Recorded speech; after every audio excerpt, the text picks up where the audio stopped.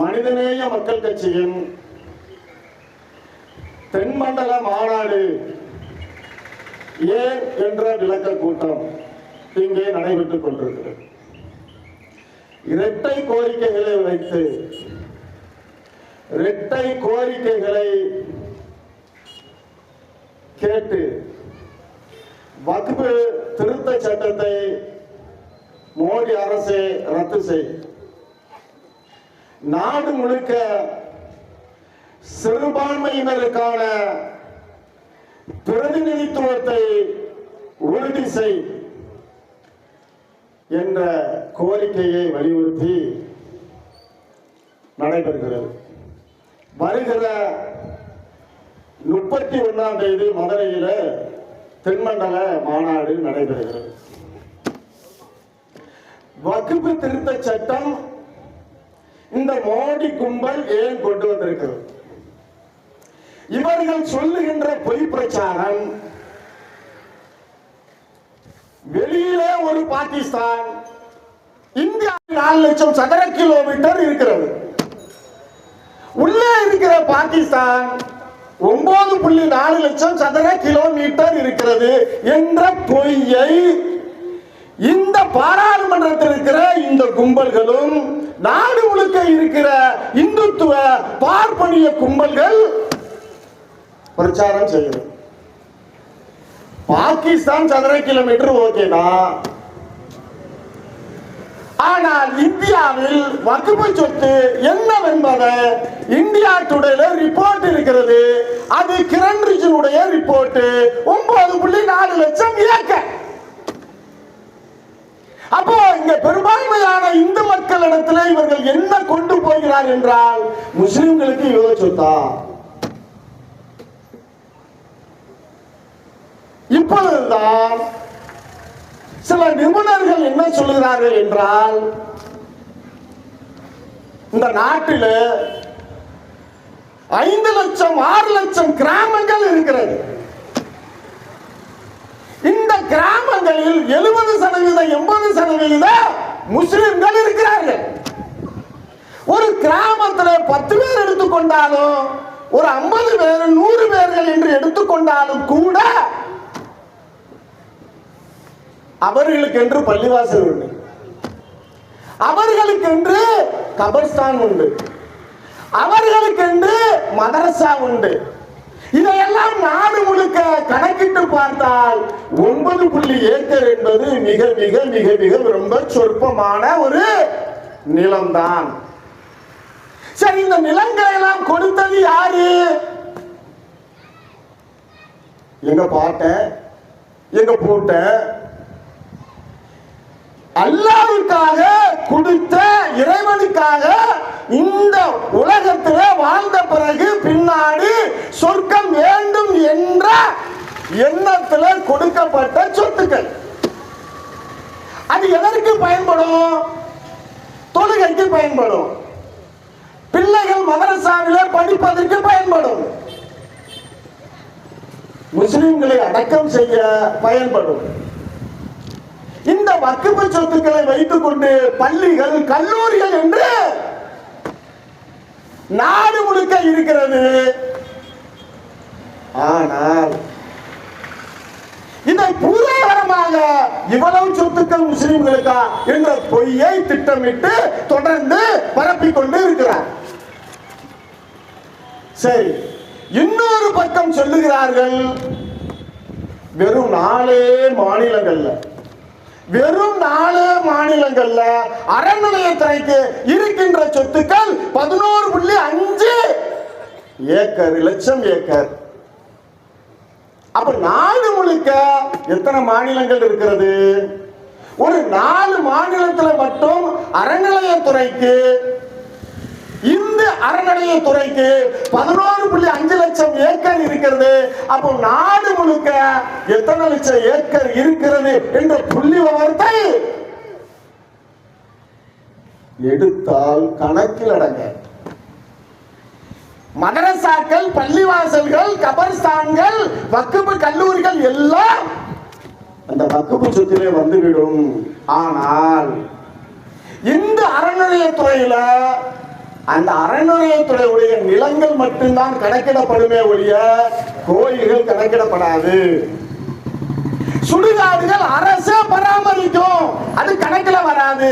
இப்படி வராமல் இருக்கக்கூடிய மீதி நிலங்கள் மட்டும் 4 மாநிலங்கள்ல 11.5 லட்சம்.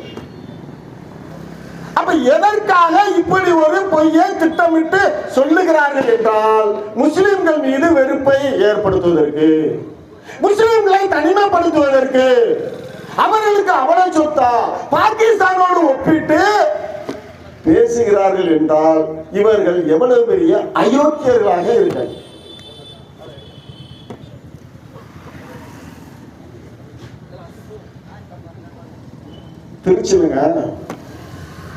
திருச்செந்துறைங்கிற ஒரு ஊர்ல எல்லாமே வக்குப்பு சொத்து அப்படின்னு சொல்லிட்டாங்க. எல்லாமே வக்குப்பு சொத்து சொன்ன ஜேபிசியில இருந்த அந்த கூட்டுக்குழு போய் விசாரணை செய்கிறது. கலெக்டர் வருகிறார், வக்போர்டு கமிட்டி வருகிறது. அங்க விசாரிக்கும் போது அப்படி எதுவும் கிடையாது. அந்த ஊர்ல 300 ஒரு 400 ஏக்கர் வக்பு நிலம் இருக்குது. மற்ற அனைத்தும் கோயிலுக்கு உள்ளது. அப்போ ஒரு முஸ்லிம் இவர் குர்ஆனை ஓதிவிட்டால், இவர் அங்கே தொழுகை நடத்திவிட்டால் அந்த இடம் வக்குப்புக்கு ஆகிவிடும், வக்குப்பு சொத்து ஆகிவிடும் என்ற பொய்யை அவர்கள் திட்டமிட்டு கொண்டு செல்கிறார்.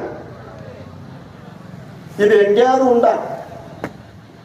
அப்படி உண்டு என்றால் நாம இங்க இருக்கக்கூடிய பிஜேபி உடைய தலைவர்கள் தமிழிசை சவுந்தரராஜன், நயினார் நாகேந்திரன், அண்ணாமலை இது போன்ற இவருடைய வீடுகள் நிறுவனங்கள்ல போய் ஒரு குர்ஆன் வசனத்தை ஓதிட்டு வந்துருவோமா? வந்து விட்டால் அது வக்குப்பு சொத்தா ஆகிவிடுமா? அப்படி என்றால் இந்த நாட்டில வக்குப்பு சொத்தை தவிர வேற சொத்துக்கள் இருக்க முடியாது. தேஜஸ் சூர்யா ஒருத்தர் கர்நாடக தலைவர். கர்நாடகனுடைய தலைவர் ஒருவர் ஒரு விவசாயி. அவருடைய இடத்தை பத்திரப்பதிவுக்கு ரிஜிஸ்டர் செய்ய போகிறார். போகும்போது அது வக்குப்பு சொத்து என்று சொல்லிவிட்டார்கள். அப்படி சொன்னதால் அந்த இந்து விவசாயி தற்கொலை செய்து விட்டார். அப்ப நமக்கு எப்படி இருக்கும்? பெரும்பான்மையான இந்து மக்களுக்கு எப்படி இருக்கும்? வெறுப்பு வருமா வராதா? உடனடியாக சித்தராமையா அவர்கள், அந்த கர்நாடக மாநிலத்துடைய முதலமைச்சர் சித்தராமையா உடனே வழக்கை அவன் மீது பதிவு செய்கிறார், புகார் கொடுக்கிறார். உடனே அந்த பிஜேபி தலைவர் தேஜஸ்வி அவன் போட்ட ட்வீட்டை டெலீட் செய்து விடுகிறார். நீதிமன்றமும் அந்த வழக்கை ரத்து செய்து விடுகிறது. எவ்வளவு பெரிய அயோக்கியம்! திட்டமிட்டு இந்து மக்கள் தானே, ஒட்டுமொத்தமாக எல்லோரும் இந்துக்கள் என்று சொல்லிவிட்டீர்கள் தானே. யாரெல்லாம் முஸ்லிம்கள் இல்லையோ, யாரெல்லாம் கிறிஸ்தவர்கள் இல்லையோ, யாரெல்லாம் சீக்கியர் இல்லையோ, எல்லோரும் இந்து என்று சொல்லிவிட்டீர்கள் தானே. அப்ப அந்த இந்துக்களுக்கு கோயில உரிமை இருக்குதானே. அப்ப அனைத்து சாதியினரும் அர்ச்சகர் ஆகலாம் என்று சட்டம் தமிழ்நாடு அரசு கொண்டு வந்தத, அந்த சட்டத்தை நீங்கள் நிறைவேற்ற விட்டீர்களா? தீட்சிதர்கள் சொல்லுகிறார்கள், எங்களுடைய மத பிரிவின் நிறுவனங்களை நிர்வகிக்கக்கூடிய ஆர்டிகல் 26 நீங்கள் மீறுகிறீர்கள். இது இந்த நாடு இந்து மதம் அழிந்துவிடும். சூத்திரர்கள் கோயில்களுக்கு அர்ச்சகராக ஆனால் இந்த நாடு அழிந்துவிடும், இந்து மதம் அழிந்துவிடும் அப்படின்னு கோர்ட்ல போய் சொல்லுகிறார்கள். சொல்லும் போது நீதிமன்றம் சொல்லுகிறது, கோ ஸ்டேட்டஸ் பழையபடி இருந்துவிட்டு போகட்டும். நிறைவேற்றவில்லை, 2 ஆண்டுகளுக்கு மேலாகுது. அப்போ ஒரு இந்து கோயில்ல ஒரு இந்து அர்ச்சகராக முடியவில்லை என்றால் ஒரு வக்குப்பு முஸ்லிம்களுடைய வக்குப்பு சொத்தில் முஸ்லிம் அல்லாதவர்கள் எப்படி நிர்வாகம் செய்ய முடியும்? இங்க வக்குப்பு சொத்துல ஊழல் நடக்கிறது. மோடி செஞ்சத ஊழல், நான் வந்தால், ஆட்சிக்கு வந்தால் ஒரு தீவிரவாதம் இருக்காது. இந்த நாட்டிலே கள்ளப்பணம் அதிகமாக இருக்குது, அது தீவிரவாதிகளுடைய கையில இருக்குது. ஆதலால் நான் பண மதிப்பு இழப்பை செய்கிறேன். தீவிரவாதம் ஒழிச்சிட்டார். இந்த நாட்டிலே உளவுத்துறை டம்மியா இருக்குது, இந்த நாட்டிலே ராணுவம் டம்மியா இருக்குது, இந்த நாட்டிலே ஆட்சியாளர்கள் மோசமானவர்களாக இருக்கிறார்கள், ஊழல்வாதிகளாக இருக்கிறார்கள். நாங்கள் ஆட்சிக்கு வந்தால் இந்த நாட்டில் ஒரு தீவிரவாதம் இருக்காது, ஒரு பிடி மண்ணை கூட எடுக்க முடியாது என்று இந்த கும்பல் சொன்னது. 56 இன்ச்சு மார்புடைய மோடி தலைவரா வந்தால் இது எல்லாம் நடக்கும். இப்ப என்னாச்சு? காஷ்மீர்ல தாக்குதல் நடந்தது. கவர்னர் சொன்னார, சத்தியமாலிக்கு சொன்னார, ஆபத்து இருக்கிறது, தகவல் வருகிறது, ராணுவ வீரர்களை நீங்கள் விமானத்தின் மூலமாக அழைத்து செல்லுங்கள் என்று சொன்னார. நீ சொல்லாததன் விளைவு 40 ராணுவ வீரர்கள் கொன்றொழிக்கப்பட்டார்கள், கொலை செய்யப்பட்டார்கள். அந்த கொலையை கூட அப்படியே அதை முஸ்லிம்கள் மேல, அதை முஸ்லிம்களை வெறுப்பாக்கி இந்துக்களை எல்லாம் ஒன்றிணைத்து ஆட்சிக்கு வரக்கூடிய வேலையை செஞ்சார்ல. இப்ப என்ன நடந்துச்சு? உளவுத்துறை சொல்லுகிறது அங்கே ஆபத்து இருக்குது என்று சொல்லுகிறது. இப்ப நடந்த 26 பேர் கொல்லப்பட்டிருக்கிறார்கள், தீவிரவாதிகளால் கொல்லப்பட்டிருக்கிறார்கள். நீங்க போனீங்களா, வெளிநாட்டு பயணம் போனீங்களா, ரத்து செஞ்சுட்டு வந்தீங்களா, வந்தவன் காஷ்மீருக்கு போனியா? காஷ்மீருக்கு போகாமல் என்ன செய்கிறார் என்றால், பீகாரில் தேர்தல் பிரச்சாரத்தில் நான் அந்த ஒருத்தரை விட மாட்டேன், இதைத்தான் 19 சொன்னேன், ஒருத்தரை விட மாட்டேன், ஒரு நாள் தப்பிக்க முடியாது. இப்பவும் அதை தான் சொல்லிக்கிட்டு இருக்கேன். எப்ப அந்த தீவிரவாதம் கொன்றவர்கள் யாரு? இதுவரை அதுக்கு பதிவு இல்லை. இதை யார் கேட்கிறார் என்றால், எதிர்கட்சியுடைய காங்கிரஸ் எதிர்கட்சி தலைவர் கார்கே கேட்கிறாங்க. இது பதில் இல்லை. நாடு முழுக்க ஒவ்வொரு நாளும் ஒரு நபருக்கு 100க்கு மேற்பட்ட 120க்கு மேற்பட்ட பொய் மெசேஜ்களை இந்த கும்பல் திட்டமிட்டு நாடு முழுக்க நடத்தி கொண்டிருக்கிறது. என்ன செய்வான் சாமானிய மக்கள்?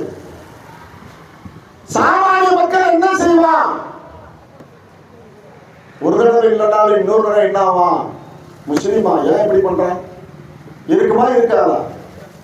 2006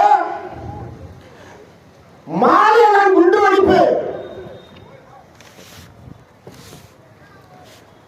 30க்கு மேற்பட்டவர்கள் கொல்லப்பட்டார்கள். எங்க? மாலைகான்ல 2006. அது திட்டமிட்டு நடத்தப்பட்டது எங்க அப்படின்னா இஸ்லாமியர்கள் மத்தியில. திட்டமிட்டு கொல்லப்பட்டது யாருன்னா இஸ்லாமியர்கள். திட்டமிட்டு கைது செய்யப்பட்டது யாருன்னா இஸ்லாமியர்கள். ஆனா அந்த 2006 கண்டுபிடிக்க முடியவில்லை. 2008 திரும்பவும் குண்டுவெடிப்பு நடக்கிறது. தொடர்ச்சியாக 5 குண்டுவெடிப்புகள் நடக்கிறது. சம்ஜோதா எக்ஸ்பிரஸ் பாகிஸ்தானுக்கும் இந்தியாவுக்கும் போகிற ரயில்ல குண்டுவெடிப்பு நடக்கிறது. அஜ்மீர் ராஜஸ்தான் உள்ள அஜ்மீர் தகரால குண்டுவெடிப்பு நடக்குது. ஹைதராபாத்ல இருந்த மக்கா மஸ்ஜித்ல குண்டுவெடிப்பு நடக்குது. அவ்வளவு முஸ்லிம் பகுதி, அவ்வளவு முஸ்லிம்களுடைய தர்கா, கொல்லப்படுறது முஸ்லிம். ஆனால் யார் சிறைக்கு போறா தெரியுமா? முஸ்லிம். எவ்வளவு பெரிய கேவலம்! ஒரு அருமையான மரியாதைக்குரிய ஐபிஎஸ் அதிகாரி ஹேமந்த் கர்கரே கண்டுபிடிக்கிறாரு. இதையெல்லாம் செய்தது RSS அபினவ் என்ற இந்துத்துவ கும்பல். பிராக்யா சிங் என்ற சாமியார்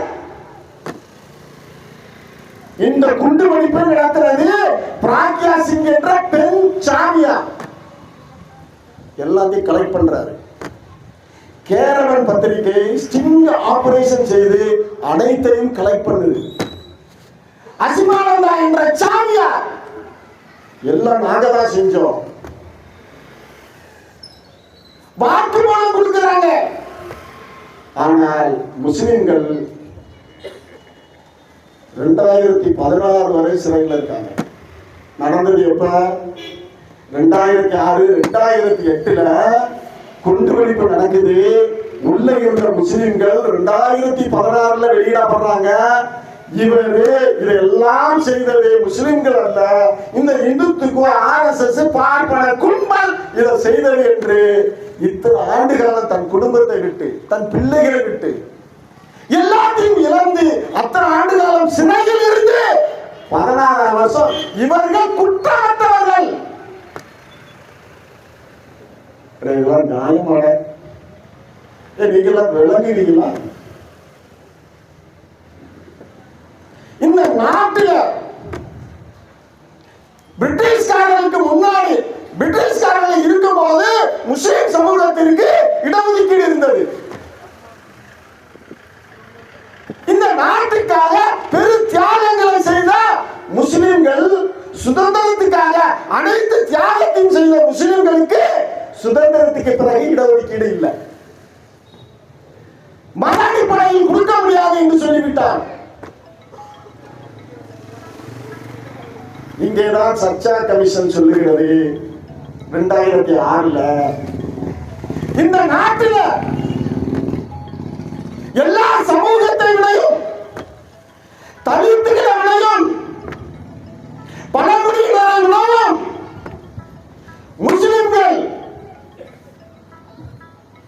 கல்வியில, வேலை வாய்ப்புல, பொருளாதாரத்துல பரிதாப நிலையில் இருக்கிறார்கள். நீங்கள் அவர்களுக்கு 10% இடஒதுக்கீடு கொடுக்கணும் என்று சொன்னார். அவர் சொல்லும் போதே கூடுதலாக ஒன்று சொல்லுகிறார். முஸ்லிம்களுக்கு வக்ஃப் சொத்து ஒரு 7-8 லட்சம் இருக்கிறது. அந்த 7-8 லட்சத்துல அதை பயன்படுத்தினால் 7% அவர்களுக்கு வந்தாலும், வருவாய் வந்தாலும் 12,000 கோடி அந்த முஸ்லிம்களுக்கு கிடைக்கும்.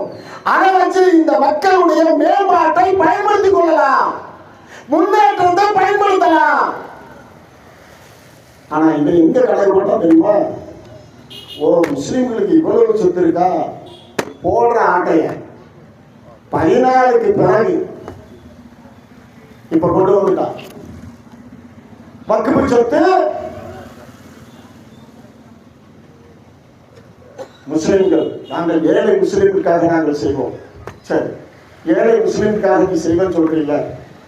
பாராளுமன்றத்தில் பிஜேபி முஸ்லிம்களுக்கு கொடுத்த பாராளுமன்ற உறுப்பினர்கள் எத்தனை? 0. இவர்கள் ஏழைகளுக்காக கண்ணீர் வடிக்காங்க. நாங்க கேட்கிறோம், பொதுவான மக்கள் கேட்கிறாங்க, வக்ஃப் சொத்துல முஸ்லிம் அல்லாதவர்களை போடலாம் என்றால் அறநிலையத்துறையில, இந்த அறநிலையத்துறையில HRCல முஸ்லிம்களை நீங்க போடுவீங்களா? இது முஸ்லிம் கேட்கல, முஸ்லிம் அல்லாத மக்கள் கேட்கிறாங்க. அதை கோர்ட்டு உச்ச நீதிமன்றம் கேட்டிருக்கு. முஸ்லிம் அல்லாத போடுவீங்களா?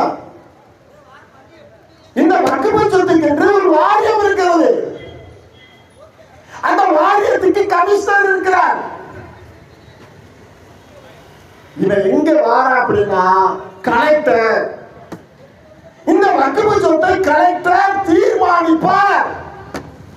கலெக்டர் என்ன தீர்மானிப்பார் எங்களுக்கு தெரியுமே.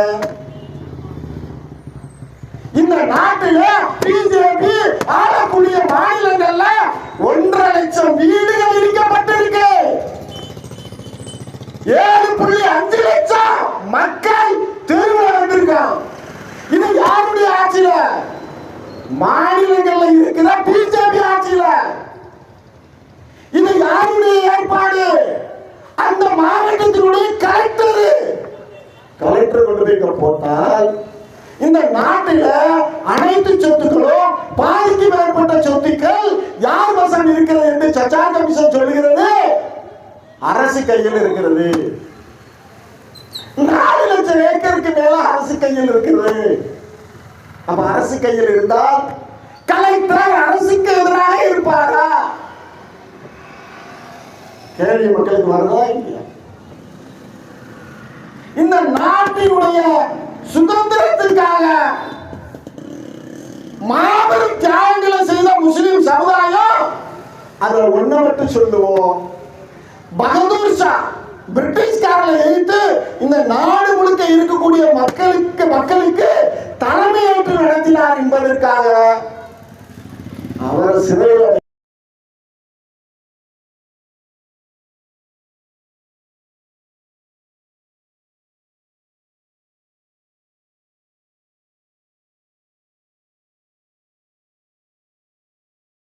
யாராவது எந்த RSS பார்ப்பன கும்பல் இப்படி ஒரு தியாகம் செய்ததா? சாவடிக்கருங்க, கோல்வாக்கருங்க, இவர்கள் எல்லாம் என் அப்பனே, யார பிரிட்டிஷ்காரன், என் அப்பனே, என் தந்தையே, நீ என்னை காப்பாற்ற விட்டால் என்னை யாரு காப்பாற்றுவார்கள்? நான் உனக்கு அடிமையாக சேவை செய்கிறேன், என்னை விட்டுவிடு, சிறையிலிருந்து விட்டுவிடு. மன்னிப்பு கடிதம் ஆவணமாக உள்ளது. மானியம் வாங்கி கொண்டிருந்தார், மானியம்.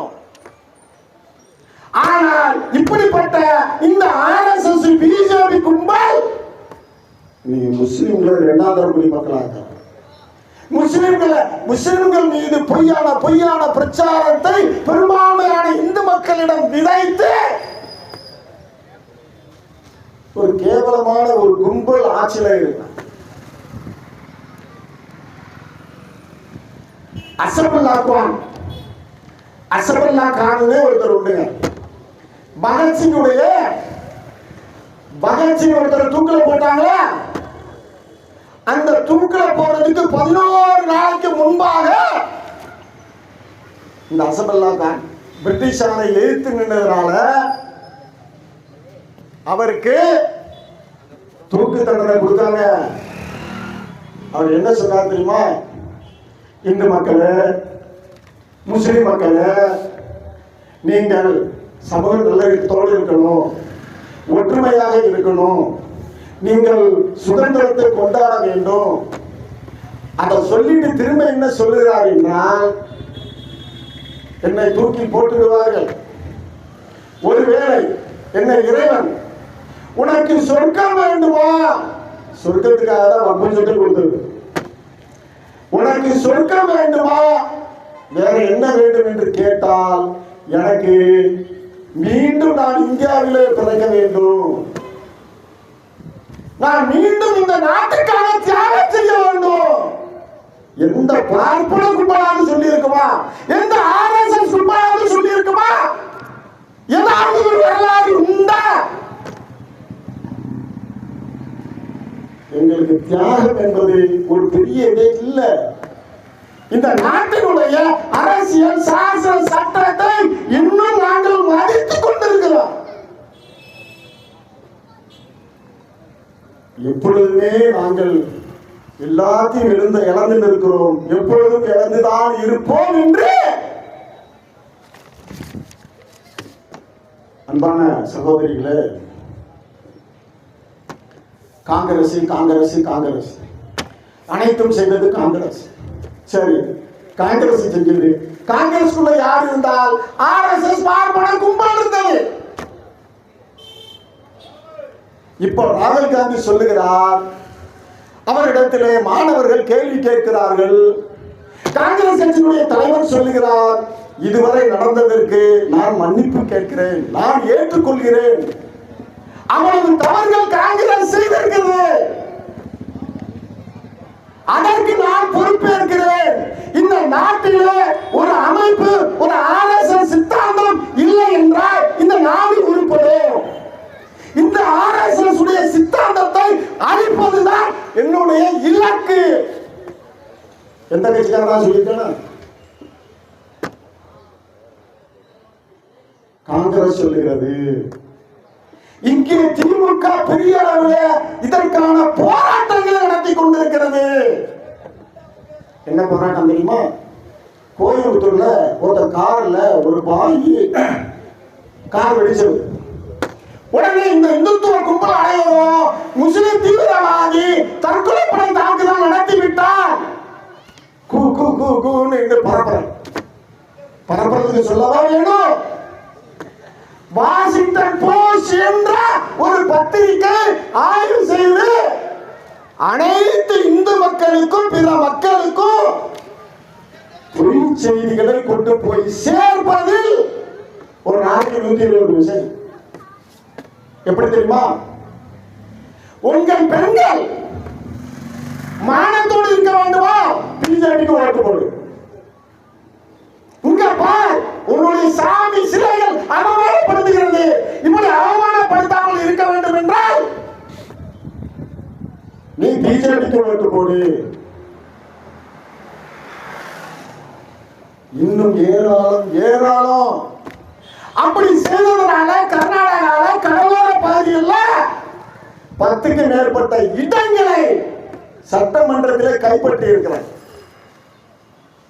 இது போன்று இங்க ஒரு திட்டத்தை இந்த கும்பல் செய்யும் போது அருமையா நம்மளுடைய சட்டமன்றத்தினுடைய சபாநாயகர் என்ன சொன்னார் தெரியுமா?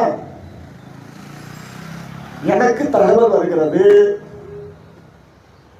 இந்த அவர் பேரை நான் மறந்துட்டேன், இவர் சிறிது காலங்களுக்கு ஆண்டுகளுக்கு முன்பாக என்னையே இவரை கைது செய்தது, கைது செய்து இவரோடு தொடர்புல இருக்கிறாங்க, இவரை பயன்படுத்தி சிலிண்டர் குண்டு வெடிப்பு நடத்தி விட்டார்கள் என்று தகவல் வருது, நான் இதை சொல்லட்டுமா?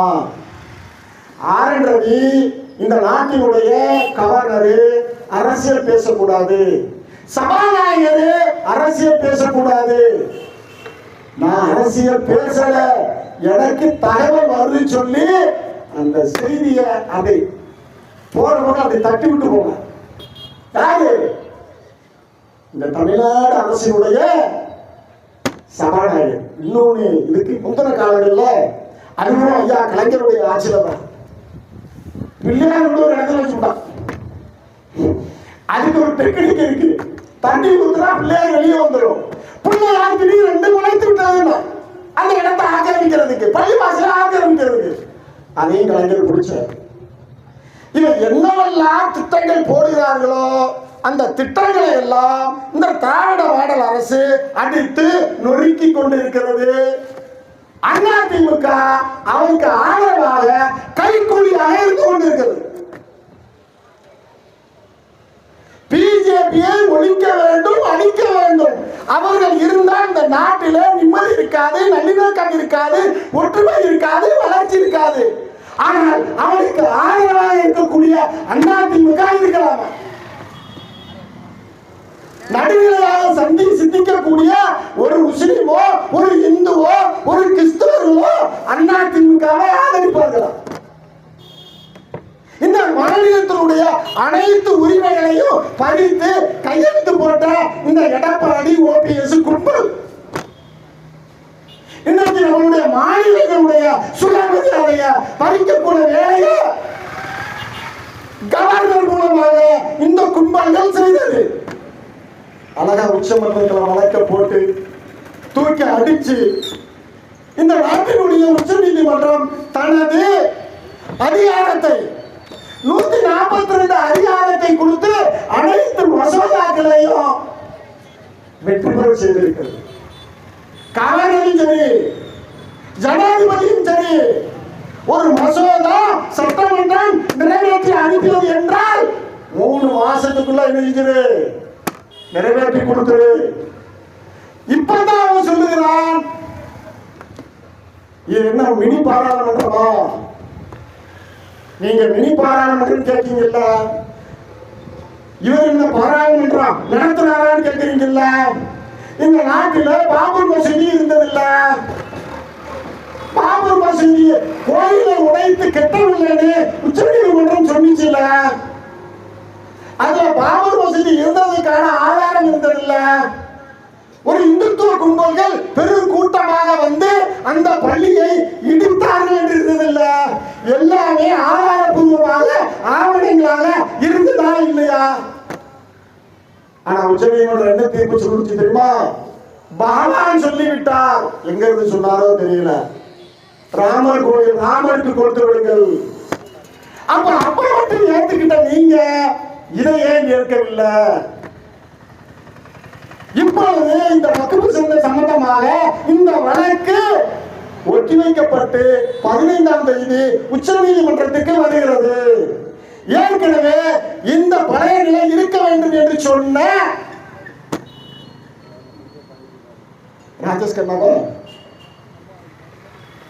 அந்த நீதி அரசு ரிட்டையர்ட் ஆக 14 ரிட்டையர்டு 15 உச்ச நீதிமன்றத்துக்கு தலைமை ஏற்க கவா என்ற ஒரு நீதிபதி வருகிறார். நாங்கள் இன்னும் நீதிமன்றத்தை நம்பிக்கொண்டிருக்கிறோம், முஸ்லிம்கள் நம்பிக்கொண்டிருக்கிறோம், பிற பெரும்பான்மையான இந்துக்கள். நாங்கள் ஒரு சாமானியனுடைய கடைசி அடைக்கலம் என்ன? நீதிமன்றம். அந்த நீதிமன்றத்தை நாங்கள் நம்பிக்கொண்டிருக்கிறோம். முஸ்லிம்களுக்கு இப்ப நம்ம என்ன கேட்கிறோம் அப்படின்னா, இந்த ரிட்டை கோரிக்கையில நீ அவ்வளவு தப்புதப்பா முஸ்லிமுக்கு எதிராக நீ கொண்டு வந்திருக்கிற. அதாவது வக்ஃபு சொத்து என்பது யாரும் உரிமை கொண்டாட முடியாது. யாரு வக்ஃபு சொத்தை கொடுத்தார்களோ அவர்களும் உரிமை கொண்டாட முடியாது. முடியாதா? இதுக்கு லிமிடேஷன் கிடையாது. ஒருவருடைய சொத்து 12 ஆண்டுகளுக்கு மேலாக யாராவது ஆக்கிரமித்திருந்தால் அது அவர்களுக்கு போய்விடும். ஆனா வக்ஃபு சொத்தை எடுக்க முடியாது. இப்ப என்ன செய்யறாங்க? வக்ஃபு சொத்துல யாராவது ஆக்கிரமிப்பாளர்கள் இருந்தால் அது அவர்களுக்கு போயிடும். ஒரு உதாரணத்தை சொல்றதுக்கு, திருவனந்தபுரத்துல முன்னப்பம் என்ற ஒரு ஊரு, அந்த ஊர்ல 404 ஏக்கர் வக்ஃபு சொத்து. அங்கே இருப்பவர்கள் பெரும்பான்மையான கிறிஸ்துவ மீனவர்கள், இந்துக்கள். இப்ப இந்த பிஜேபி காரன் என்ன சொல்லுகிறான் என்றால், நான் பொலிட்டிக்கலா நான் உனக்கு சப்போர்ட் தர போயிடாதீங்க. அப்ப நாங்க இன்னொரு கேள்வி கேட்கிறோம். 6000-7000 ஏக்கர் அமைச்சர் சேகர் பாபு ஆக்கிரமிப்பை எடுத்திருக்கிறாரு. இந்த அறநிலையத்துறையுடைய நிலங்களை எடுத்திருக்கிறாரு. அதில் இருந்தவர்கள் இந்துக்கள் தான். பெரும்பான்மையாக 99% இந்துக்கள் தான். அப்போ இந்த பிஜேபி கும்பல் ஏன் ஆதரவு கொடுக்கல? உனக்கு வந்தாணிக்கு ரத்தம், எங்களுக்கு தக்காளி சட்னி.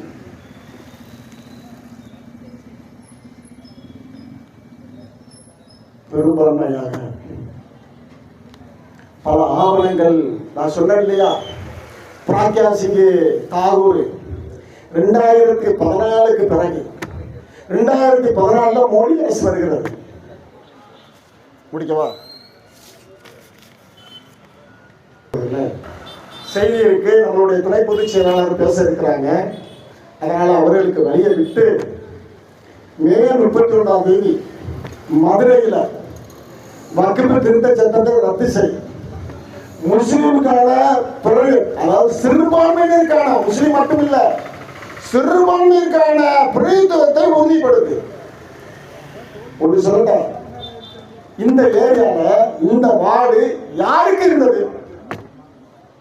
இந்த ஏரியால இந்த வார்டு கவுன்சிலர் யார் வந்தா? உங்ககிட்ட தான் கேட்க, சொல்லுங்க. முஸ்லிம் வந்தாங்களா? இன்னைக்கு முஸ்லிம் வர முடியுமா? இது போன்று நாடு முழுக்க முஸ்லிம்கள் சாதாரண கவுன்சிலராக கூட வர முடியாத அளவுக்கு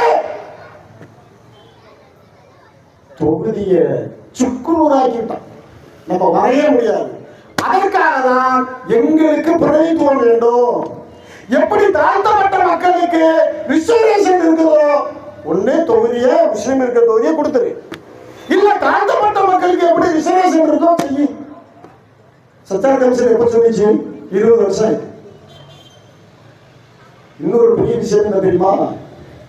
40% முஸ்லிம்கள், நல்லா கேட்டுங்க மக்களே, 40% முஸ்லிம்கள் சுய தொழில இருக்கான். இப்ப அவன் சுய தொழிலும் பண்ண முடியாது. பாத யாத்திரை போனா கடை அடைக்கணும், ராமநவீனா கடை அடைக்கணும், மாட்டுக்கறி இல்ல எந்த இறைச்சிக்கறியாவது வச்சிருந்தா கடை அடைக்கணும், அவன் வைக்க கூடாது.